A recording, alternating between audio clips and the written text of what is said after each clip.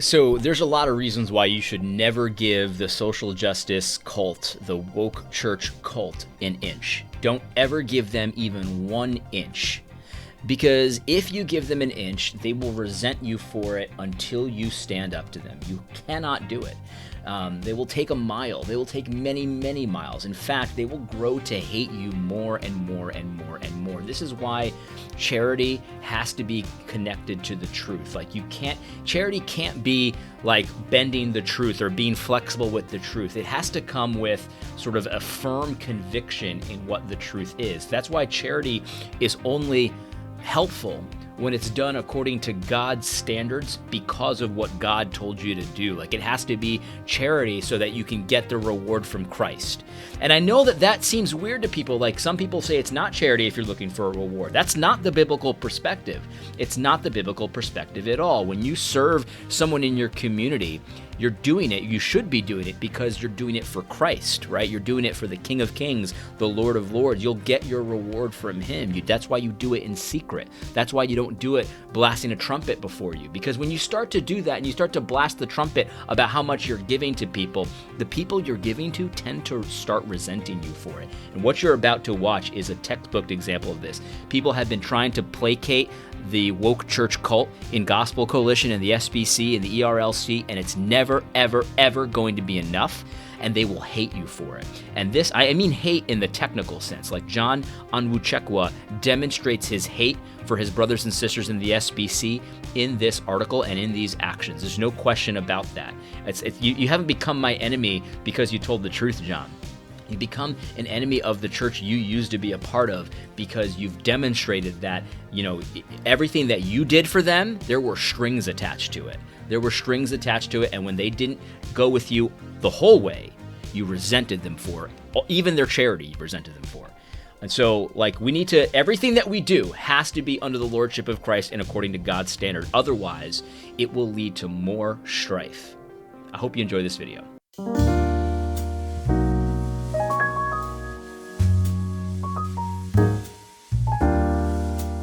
Hey there, Smooth AD Robles here, and if you are a regular watcher of my channel, you might realize right off the bat that this video looks very different than any other video I've ever done. And, because I like to be smooth, I like to be candid with you, I want to make sure I fill you in on why that is, because what I'm doing, to be perfectly candid, is I'm experimenting with different formats, different styles, different things. It's always going to be the same content, of course, but I want to see what works best, what looks the best, what's interesting, what you find most appealing as an audience. So please, like, comment, subscribe, let me know what you think. I want to know.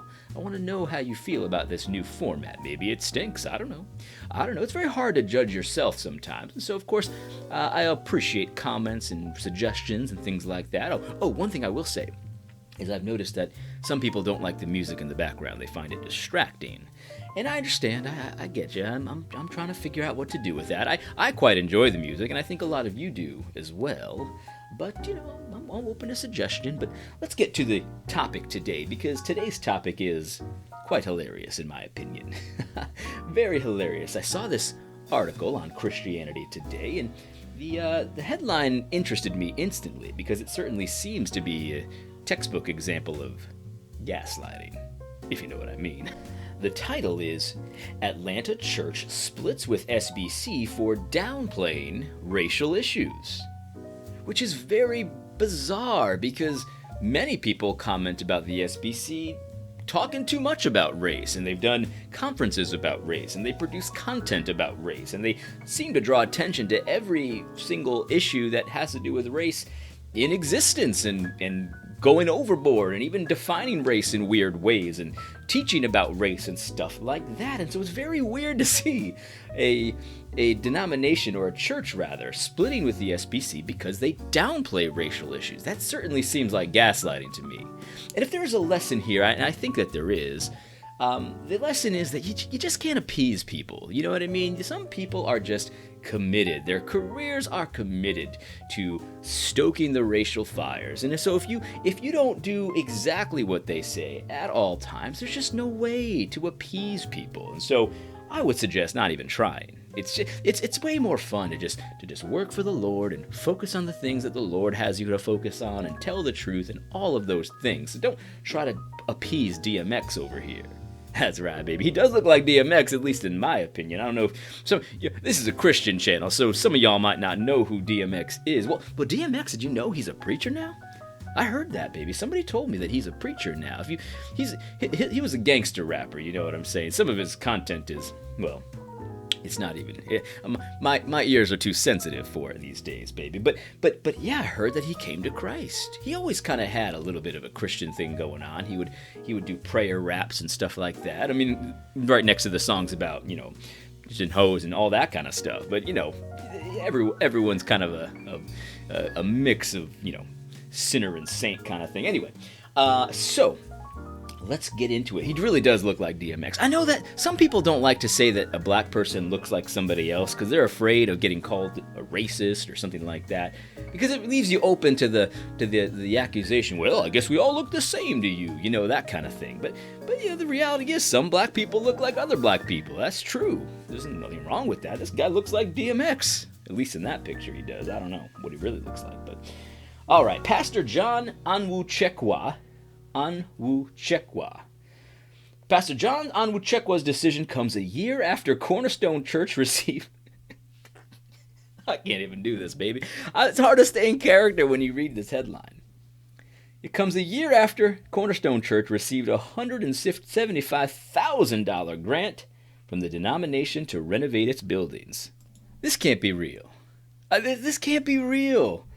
They give him almost $200,000. I mean, obviously they're not racist. They're giving a black man who looks exactly like DMX almost $200,000 to renovate their church, but he still left the denomination for not loving properly. I mean, you can't make this stuff up, baby. This can't be real. There's got to be some nuances in this article. Let's read it. Let's see if it's real. This is Manaya. Look who wrote this. Manaya Mawara. Interesting. For years, John Onwuchekwa was a rising star in the Southern Baptist Convention. Now, hold on a second. How can someone that looks exactly like DMX be a rising star in the Southern Baptist Convention if the Southern Baptist Convention is racist? I don't get that. I mean, please, baby. You mean to tell me that you're a rising star, they give you $200K to renovate your church, and yet they still are too racist for you? You see, this kind of shows me that you really don't care. You really don't care about racism. It's not really about that. It's about something else. And we'll get to that in a minute, I think. It goes on. It says he attended a Southern Baptist seminary, spoke at the convention's National Pastors Conference, was befriended by SBC leaders, started a new SBC church in the West End of Atlanta, and helped recruit other black pastors to do likewise. Onwuchekwa was part of the family destined for great things. Then he wasn't. Last week, concerned about support for President Donald Trump among Southern Baptists and a lack of urgency when dealing with racial inequality, the pastor and his congregants decided it was time to leave. The SBC liked me, he wrote, announcing his decision to leave, but I feel like they failed people like me. Now, this is very interesting because according to this article, why he feels that way is because of Donald Trump. And so I guess John Onwuchekwa is practicing some church discipline, but of what church, I'm not sure. You see, this is very interesting because I've heard for many years that, you can't discipline someone. You can't break fellowship with someone over who they support politically. Now, I don't believe that, of course, because there's always a line to cross. But Donald Trump, that's where you draw the line. That's a very interesting thing. Now, you see, it certainly seems to me that the accusation here is that there is latent racism in the Southern Baptist Convention, despite the fact that he rubbed shoulders with the leadership, despite the fact that they gave him $200K, despite the fact that he was a rising star in the SBC. You see, nothing is enough. Nothing is enough for these people except for one thing. Do everything I say as soon as I say it in the exact way that I say it. And that is a very, very unfortunate position to hold, baby, because the reality is it's extremely self-centered, it's selfish, it's insisting on your own way, and we all know that love does not insist on its own way, baby. But hey, let's see. Maybe he'll give back the $200,000 that he took a year ago for his building. We'll see. He says this: in recent years, evangelical groups have invested heavily to start congregations among communities of color, hoping to reach new people at a time when the United States is becoming more ethnically diverse. More than half of new congregants started by SBC's North American Mission Board are diverse, according to an agency spokesman. But the nation's current political climate and national divides on matter of race may make it difficult for pastors like Onwuchekwa to ever feel truly at home. Yet financial ties to the denomination make it complicated to leave. Now, this is a very interesting thing, because if you don't feel at home in a place where you're 100% welcome, because let's just be honest, if you're a rising star, if you're hobnobbing with the leadership, if you're being given cash, then of course, I mean, how are they treating you differently and that kind of thing? So if all this stuff is happening, I remember reading an article one time where it said that you could still feel alone, even in a church that's diverse and full of black people, as a black man. And to me, what that signifies, and this is a little bit serious. I know I'm joking as Smooth AD, but this is a serious issue, baby. Because if you still feel alone, if you still feel like you're not welcome in a place where you're so clearly welcome by every objective reason, by any objective standard, you are welcome, and you still feel alone. May I suggest something? The problem is with you. You see, that's very interesting. Like, oftentimes, what does the Bible say about the heart? You see, the heart is desperately wicked. Who can understand it? Don't lean on your own understanding. You have to do other things. Maybe you have to look at the objective, the standards here. If you're given cash, if you're friends with all the leadership, if you're a rising star, people want to promote you, people want to give you cash, people want to plant churches in your denominations and stuff like that, and you still feel like they are not enough for you, baby, that problem is with you. You gotta look inside. You gotta look inside your own heart. That's my suggestion for people like this who just cannot be appeased. And my suggestion for people who are attempting to appease someone like this is that there's actually really only one thing that can help old DMX over here. And that is to tell them it's time to repent. It's time to look inside. And if there's always a problem, no matter how much people appease you, if there's always a problem, the problem is probably you. That is a suggestion that I think anyone can take. It's not just for DMX over here. It's for anybody. It doesn't matter your skin color. This is a very common problem. You see, if you find yourself constantly the victim of various relationships, and no matter who you're with, it's always you're the victim again and again and again, might I suggest that the problem might be you? Anyway, let's continue. Let's continue to read. Maybe he explains himself a little bit more. He says this: Onwuchekwa, who grew up in Houston, the son of a Nigerian immigrant. Hey, we're both Nigerian. John, Onwuchekwa. Hey, listen, buddy, I'm Nigerian too. Welcome, buddy. Welcome. I'm so glad that you're here. All right. The SBC tried to make him feel welcome, but from the beginning he had concerns. We got on the bus with skepticism 9 years ago, he says. In 2015, see, this is another issue too. You kind of went in expecting that this wasn't going to work out. And you see, the thing is, like, that's probably not a good place to be, because I would imagine that, people say you find what you're looking for. And so if you're looking for reasons to leave, you're going to find them, baby. That's how it is, baby. That's how the heart is, which is why we can't trust ourselves. We can't trust ourselves in situations like this. When we go into the SBC and we're saying, well, I'm very skeptical of you, SBC, but I'm going to go here. And then you find yourself constantly feeling alone and constantly feeling like you don't fit in, even by any objective standard. Why do I keep saying objectable? I don't know. Maybe the standing up stuff is getting to my head. When you find yourself, by any objective standard, being welcome, but you don't feel welcome, maybe the problem's with you. You gotta look inside, baby. That's part of the Christian faith. You gotta look to yourself. You gotta look to yourself, baby. Anyway, in 2015, with help from other churches, including an SBC congregation, and $18,000 of his own money, Onwuchekwa co-founded Cornerstone Church. No, he didn't co-found, he founded it. Founded Cornerstone Church, a church plant in a predominantly African-American community on the west end of Atlanta. The church is in a part of Atlanta that has made national news recently involving the police shooting death of Rayshard Brooks.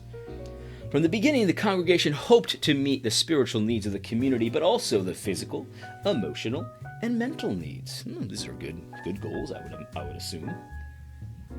The church was started with 3 families who had a burden for the community and now runs around 350 members before COVID-19 hit, he said. When Cornerstone needed a new building, the SBC helped the church get a loan.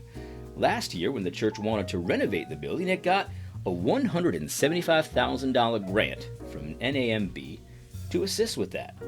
The grant was distributed through Blueprint Church, another local congregation that partnered with Cornerstone as a sending church. Blueprint's pastor, Dottie Lewis, serves as one of the vice presidents of the North American Mission Board. While things went well at Cornerstone Church, Onwuchekwa had concerns about what was happening in the broader denomination. When he brought up concerns about race or social justice, he said they were downplayed.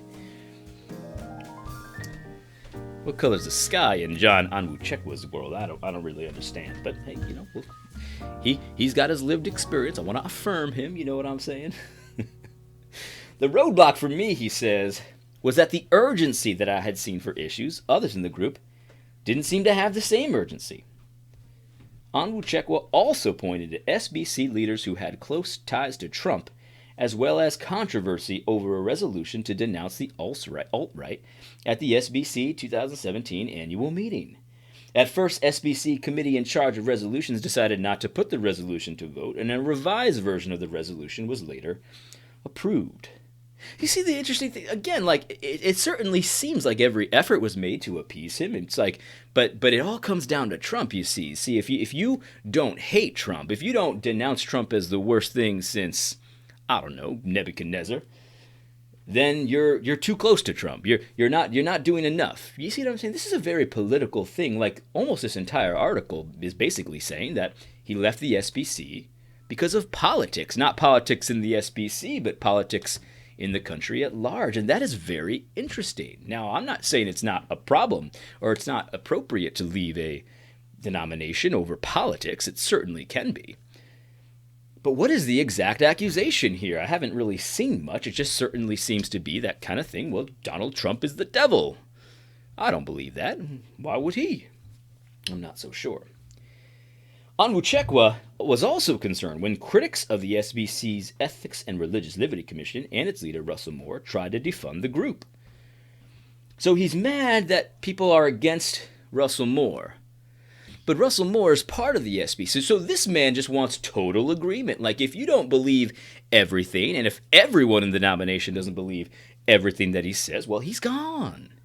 I mean, can you think of a more arrogant position that everyone must believe exactly what I say, exactly how I say it, at exactly the same urgency level that I have, or we're out? It's just a very interesting position. It's just like, it certainly seems, at least the way this article is written. I mean, I'll of course, this is the mainstream media. You can't really believe everything that they say, but if these are the reasons that he left, it's just very bizarre that he thinks, I mean, he really does think he's the standard, and that's not nice, baby. Well, why would you do that?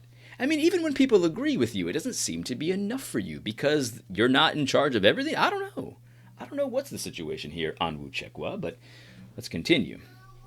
All right. More recently, Onwuchekwa, who is also a council member of the Gospel Coalition, interesting, an evangelical group with Calvinist leanings, found himself having to defend his congregation's ties to the SBC, and eventually he felt those ties began to interfere with Cornerstone's ministry. It's kind of like saying the phrase, quote, the straw that broke the camel's back, he said. One piece of straw isn't heavy. It's one added piece of straw that's the problem. This is very interesting. I didn't know he was in the Gospel Coalition. John Onwuchekwa. Mark DeMaz, president of Mosaics, a network of multi-ethnic churches, said that the United States has become more ethnically diverse. So must congregations. Why? If it's because the United States has become ethnically diverse, why do the congregations have to become ethnically diverse? People like to say that, and it kind of has a ring of truth to it, but where does he get that from the Bible? I don't really understand that. That's going to lead challenges when people from different backgrounds are part of the same congregation. Still, he said, churches have no choice but to become more diverse. It's interesting because it certainly seems to me that Onwuchekwa's church is specifically intended to serve the black community. That doesn't seem very diverse to me, but what do I know? I'm just a smooth commentator. Let's kind of skip down to some of the spicy stuff. This is the spicy stuff because, if I gave somebody $200,000 and then they decided to leave my organization, I'd probably be a little bit ticked off and I'd want them to pay the money back. And that certainly seems like what has happened here. So here's what is this guy? Kevin Ezell, the president of NAM, expressed disappointment that Onwuchekwa and Cornerstone were leaving the denomination. Ezell said he loved them and would pray for them in the future. He said there's been a long history of the ministries working together for a time and then going their separate ways. That conversation led to Ezell bringing up the topic of money. The SBC has been very generous in their investment in Cornerstone and you, Ezell told their pastor. We wouldn't invest in a church if we thought the commitment to the SBC was not there, he said. That makes a lot of sense. I mean, I'm not saying that he has to pay the money back, but it certainly seems to make sense that he would, considering his departure. Onwuchekwa initially told Ezell that he was open to repaying part of the grant. He said that, however, without first talking to church members and getting their approval. The pastor also began to feel his integrity was being questioned if the church didn't return the funds. I certainly would say so. If I ever felt like anyone would feel betrayed or undermined by me speaking my mind and following my conscience, I would never have taken a dime, he said. Well, that might be true, Onwuchekwa, but you did, in fact, take quite a few dimes. I'm not a math wizard, but that's a lot of dimes, baby. The pastor said he was also taken aback when Ezell suggested that he had moral obligation to repay the grant. Onwuchekwa said the denomination itself, which was founded by slaveholders, has a moral obligation of its own, especially when it comes to race. Interesting. So it certainly seems like John Onwuchekwa is saying, y'all owe me. That is a very interesting position that I don't really understand at all because Ezell didn't do anything to your ancestors or to you, except for shower you with praise, gifts, money, platforms, friendship, support, and all that kind of stuff, but it doesn't seem to be enough for you as Onwuchekwa, does it? Because, you see, the denomination was founded by white people, and I guess white people owe John Onwuchekwa money. Reparations. So this is a way to get reparations. So what you do is you pretend you're in the SBC for a few years, you take money from them because you're in it, and then you skedaddle. This is kind of an interesting tactic. It's very shrewd. How to get reparations without anyone agreeing to it. Very interesting. You make them invest in your community and then you be out. Let's continue. He says, Onwuchekwa says, I think there is a different conversation surrounding moral obligations that needs to be had by the SBC, Onwuchekwa said. In the end, he said the church could not in good faith remain part of the SBC. Quote, have I become the enemy because I'm telling you the truth, he said. I thought the mark of a good friendship was to tell the truth. Well, the question is, what is the truth here? He took $200K, he left the denomination, and now he's saying they somehow owe him? Where's the truth in this, baby? Because if you're going to talk about the truth, you're going to need to bring something more than your opinion. I mean, I understand that you believe it's true, but after all, we can't just go with what you believe. We need to see some scripture here, and I've got a number of scriptures that say that the SBC doesn't owe you a dime. Neither do you owe them a dime, I don't think, because if they gave you a grant, unless there were strings attached to that grant, I mean, that was their decision and you took it, and if you feel like you can maintain your integrity by not giving it back, knowing full well that you went into the SBC with doubts, you had doubts the entire time and you took the money anyway, if you feel okay with that, that's on you, baby, because you don't have a moral obligation to pay it back unless it was in the contract when they gave you the grant.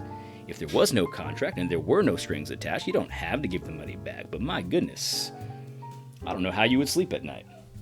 In any case, that's the video. This can't be real. This is crazy. This is crazy. But there is a lesson here that you should not even attempt to appease social justice warriors. You should not even attempt to appease anyone when they demand things of you that are not true, that are not biblical, that are not good and righteous and all those kinds of things. Because as we know when we're raising our children, that if you appease them in many ways, they were just going to continue to ask for more and more and more. You give them an inch, they take a mile. That's how it works. And so whether you look like DMX like this fellow or not, you can be white, black, yellow, purple, green, whatever color of the rainbow.